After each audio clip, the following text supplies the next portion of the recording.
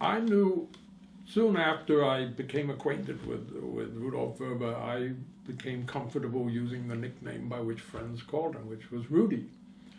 But I did hear, and I wasn't surprised to hear, that he rather resented when strangers, people who had never met him, referred to him as Rudi Verba, because in that typical European formal way, he felt that a nickname is something that only those who really know you are entitled to use, and he wanted to be called Rudolf Verba or referred to as Rudolf Verba.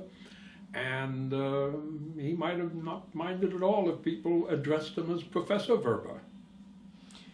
We did not discuss his personal history very much because many of our conversations were conversations in which he wanted to discuss some point of historical information with me, something he'd read that he wanted to see what I, as a historian, would say about that, or whether I could verify it, or I could find out something more about it.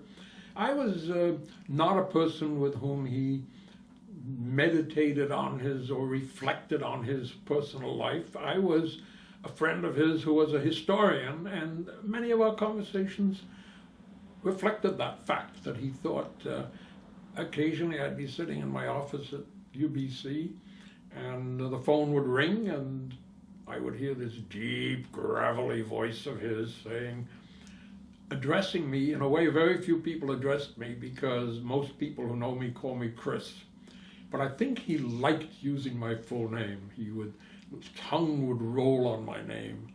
So Rudi would call and say, Christopher, I just read something and I want you to tell me what you think of this. And then we would talk about that particular issue that had come up.